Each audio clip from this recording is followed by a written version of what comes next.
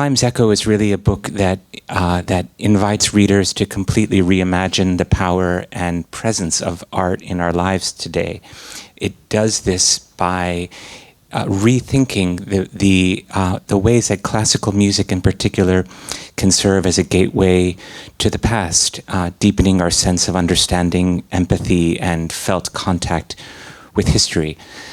And by history, I absolutely mean tragedies and suffering of earlier eras, Second World War and the Holocaust in particular, but also the kind of dreams, dreams and prayers of that humanity has cherished over many centuries, kind of the Enlightenment visions that are no less vital for having not yet come to pass.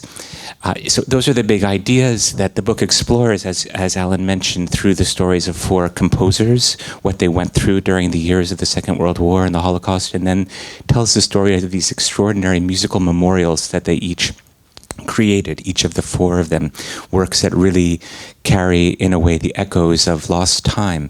You know, the central thesis of the book is really that it's not just we who remember music, but also music that remembers us as a society, that it's capable of crystallizing wordless truths from earlier eras and carrying them forward into our own.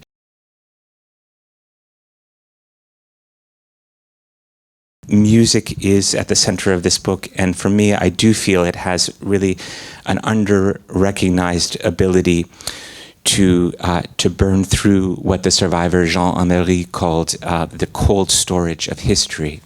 You know, if you think about it, when a composer, let's say 200 years ago in 1825, writes down some notes on a page and in so doing distills these worlds of fantasy and emotion, private memory perhaps, but also something about the moment in which he or she is living. And then we hear those notes pulled off a page in a performance 200 years later. We're hearing in a very direct and literal sense the past speaking again in the present. So the book really explores this idea of music as the language of time's non-linearity. It is an art form that can bring closer these moments that would otherwise be distant. And if you think about it, it shares those qualities precisely with memory itself, because memory, by definition, challenges the objective distance of history. Memory, by definition, brings these moments that would otherwise appear far away by chronological time, makes them appear closer to the present. An event that haunts us in memory from decades ago might sort of loom larger than something that happened just yesterday. So in all of these ways, I do feel that music has a very special elective affinity with memory, and this book explores the how and the why.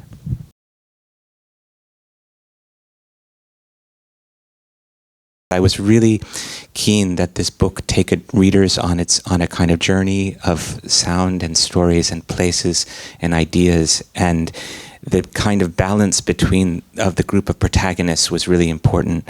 And so having Strauss and Schoenberg and then Shostakovich and Britten, these kind of 2 dyads, there are a whole slew of kind of minor characters, poets, philosophers, writers, everyday citizens that have kind of make these cameos.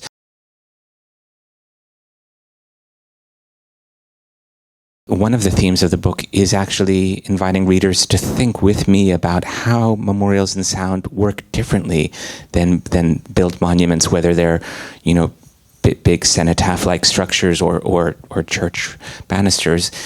You know, I think that even with these larger built memorials, there can be a tendency to fade into the background of an urban landscape. The Austrian writer Robert Musil said there's nothing as invisible as a monument, because we walk right by them every day and stop seeing them perhaps after the first 1 or 2 times. Sound works differently, right? It's such an inherently visceral medium. When we go to hear a performance of a musical memorial, we're there to witness this communal act of literally the performance of memory. The composer Murray Schafer said, our eyes bring us outward, our ears draw us inward. So there is this sense that that music as a visceral art form it literally vibrates within us. The critic John Berger said, when we listen to a song, we find ourselves inside of a message. So there is that. So in part of the book is also this argument that that's for sound to be taken more seriously as a medium of memory that deserves our attention and our respect.